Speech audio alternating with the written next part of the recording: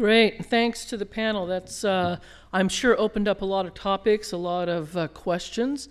And given that we've got about 15 minutes left before we need to break for lunch, I'm going to open it up to questions right there. Well, hang on, wait for the mic, please. And folks on the panel, if you push the button there, you'll get the mic. There you go. Let's see. So I'm kind of confused on your platform here. It's about the impacts that the nitrogen management plan comes at a time following a 10-year regulatory drought and a 7-year natural drought. How could we see a different picture if we were able to have the surface water supplies that we had 10, 15, 20 years ago that were still being supplemented for our groundwater, and that volume of water allowed the nitrogen cycle to follow normally what we would put in the ground, chase it down, suck it back up, wells, and cycle that nitrogen. Would that give us any kind of a different picture from from your perspective? That's a good question. I think people ask that all the time. In fact, my dad's the one that always tells me that when he switched over to drip, he quit fertilizer or recharging the aquifer from the basin flood that the orchards were in before. I think, though, if you look historically, so the Department of Water Resources puts together the water plan, and they go back quite a few years, and you can look at the history of the aquifers. And they've been in decline in even good years and over quite a sustainable period of time, such that it's not a recent phenomena. It took a long time to get into this position. And unfortunately, I've been reading a bunch of water history because I'm that kind of geeky guy. And you can even go back. I mean, originally a lot of the farming that was done down in the San Joaquin Valley was all groundwater. There were no water projects to deliver water. They reached the limit of what their pump technology could pump, and they started to go broke, and the federal government came in with the Central Valley Project, and the State Water Project followed. There was other reasons for why those happened, but I think a big component of that was to put ag ground back into production. Ultimately, there is a finite amount of water that falls in California, and I don't have personally a know of what that volume of water is, but it is finite. I can guarantee you that much. And somehow we need to develop the systems so that all of us can understand both what that is, where it's getting moved to, and how we can best put that efficient use. And I think we can always expand on how more efficient we can be with it. But it's not as simple as just to say that, if we had all the surface water we wanted, that we wouldn't be in trouble now. I think we would be maybe in less shades of trouble, or it would be a longer time frame, but ultimately it would still be faced with the same scenario. Okay, hang on a second. So we've got the gentleman in the very back, and then the one in front of him, then the guy in the check shirt actually had his hand up first, and then somebody here just raised a hand right there. Okay, so that's your next four. But I'm glad to give up my spot for the appropriate amount of money, since this is market-based economy here. So. There you go, but right there. Thank you very much. First of all, I want to support everything that all of you are doing and congratulate you for coming here today and helping us to understand the process. So I am a big supporter of education and communication. I just wish that we could get more production growers of family farms aware of this process and this forum, so that they wouldn't have to come back after the fact when the information's been kind of published, and now all the family farmers go, what happened?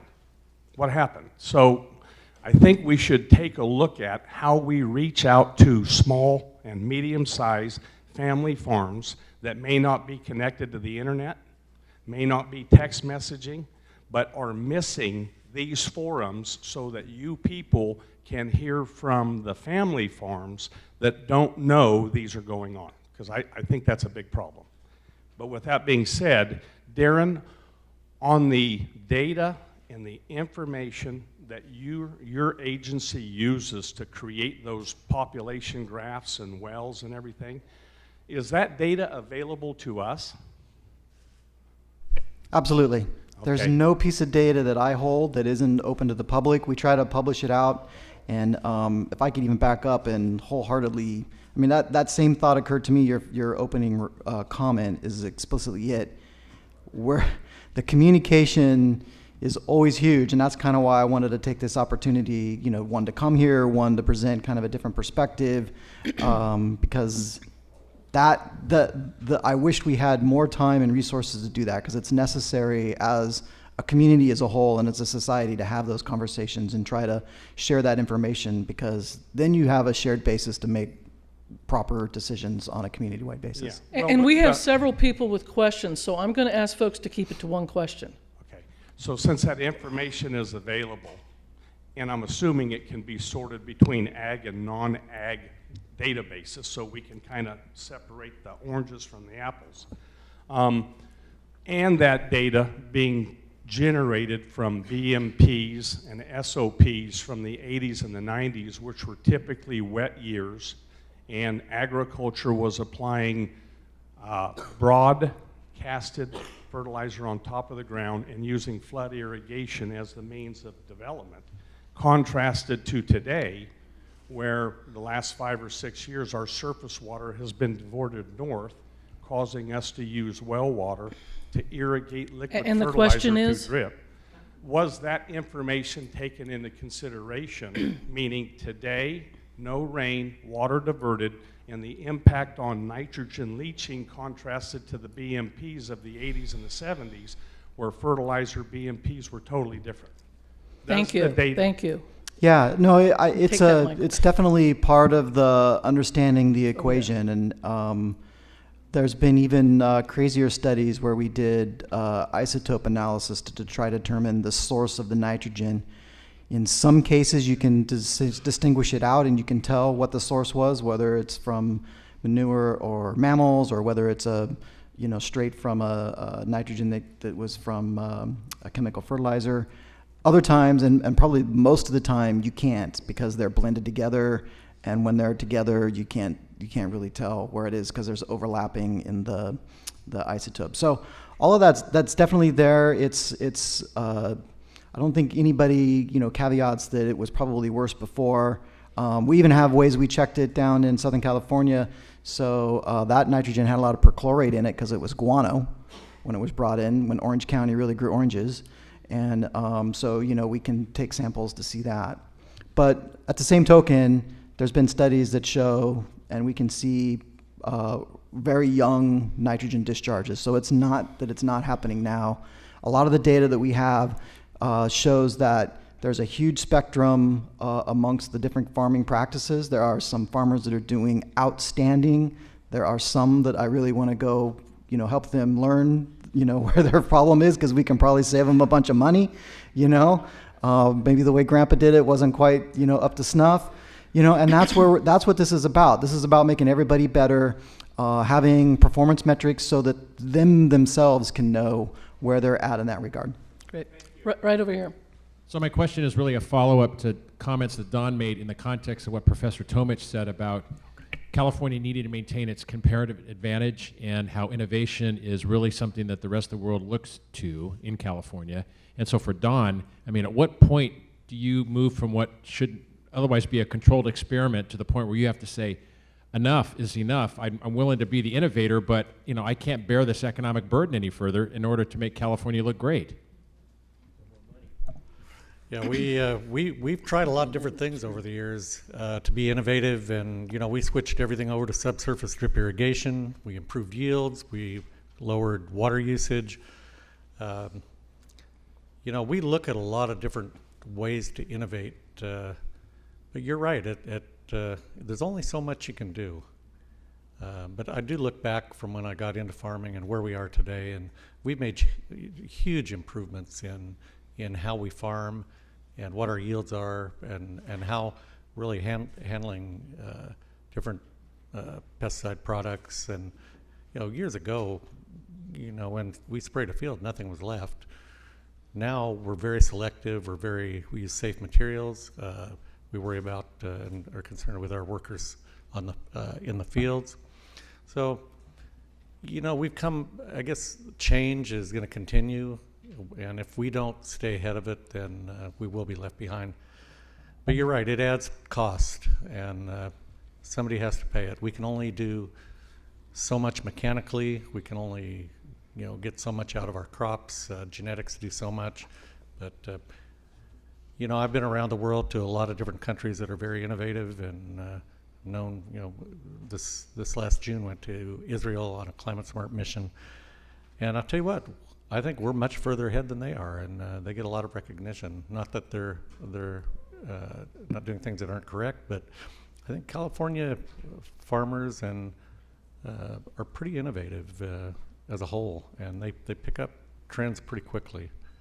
And our regulations are, I know we need regulations. I guess we got hit hard this year. We understand that that there's problems out there that need to be corrected, but you know, I've got guys that don't know the difference between Sigma and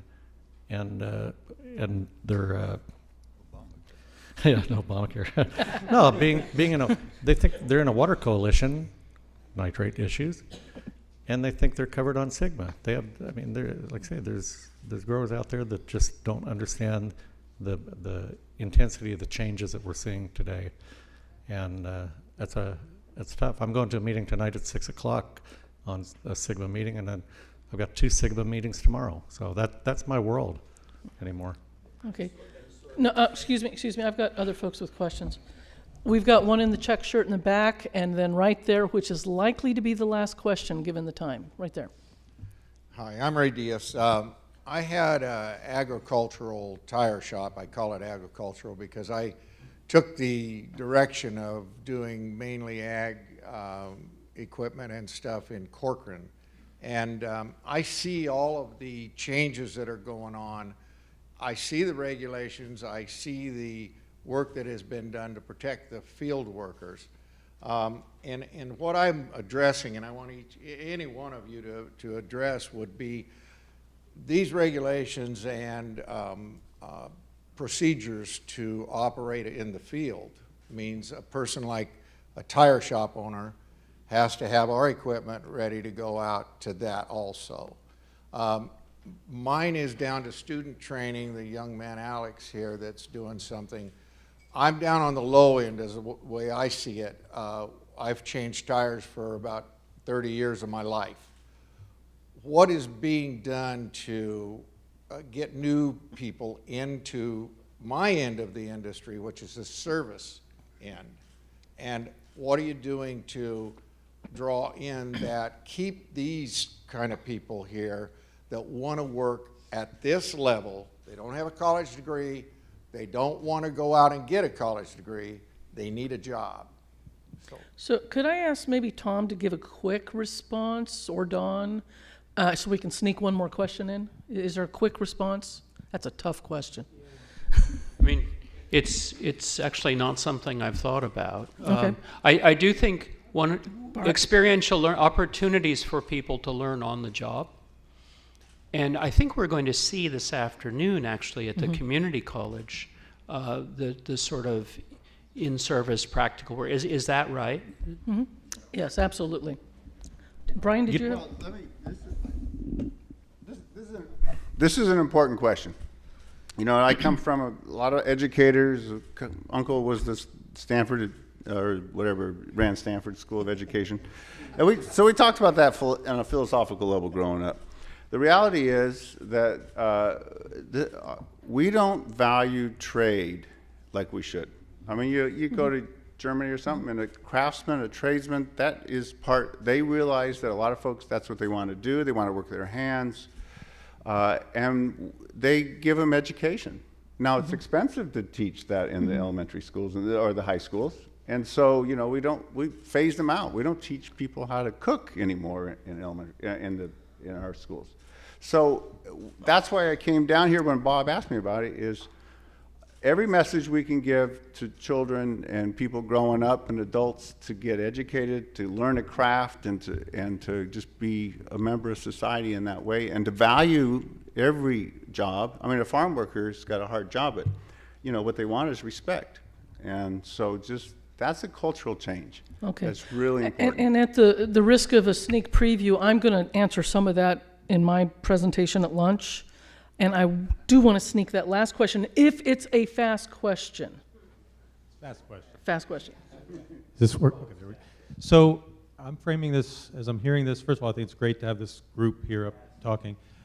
It's almost like it's an inefficiency in a market. So like regulators are putting a demand on the market. It's like, hey, this is what we want.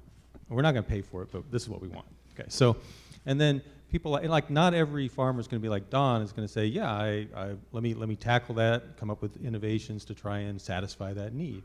So what I think is that you're going to have smaller farmers who don't have the resources to innovate, bigger ones who are like too busy with what they're doing, they're too absorbed in it to be flexible enough to innovate. So I think what's missing here is entrepreneurs. City of San Francisco has a program called... And the question is? Well, I want to ask if they would be interested in the kind of program that I'm going to describe in my next sentence, which is San Francisco has an Office of Civic Innovation, and they invite startups in to help them solve their problems. And I just wanted to know if you thought that entrepreneurship would be an interesting area for you to explore so that you're not putting all this innovation pressure on farmers. Bring someone else into the equation that can help everyone meet their goals. So I can quickly say, the water board's in a big support of the coalitions that have been formed for the Irrigated Lands Regulatory Program, and I think they, in essence, are trying to serve a similar role of that, of how do they, one, bring in the educated component, the entrepreneurship, and then have outreach programs back to their members to do that. So it's not exactly like you say, but it's certainly in that kind of vein. Real quick. Yes, and there's the private entrepreneurship, but then there's also the social entrepreneurship. Yeah, well, if you do regulations right, you encourage innovation. One of our most challenging pesticides regulated is fumigants. It's a gas that likes to move, and it's very effective at killing things. So, but it's critical. Most of our high-income crops rely on fumigants, so we're not going to get rid of them. So our regulations basically pushed industry to find partners, and they invented like a film that they put on the soil that holds that material in the ground. So it's much more effective, and it's not moving around. And so innovation, good regulations will give you innovation, and you'll give the people time to get there. So I promised Stuart we would end on time, and we're 2 minutes over. But thank you for letting me shove as many questions as possible into that. Please give our panel another hand. And now I need to ask y'all to help me make up that 2 minutes. So Stuart is opening the double doors here. Would you please go through those doors, get your plate, grab your food, come back to this table where you're at, and we will, after you have a little chance to settle in and eat, we'll start the lunch program. And thank you.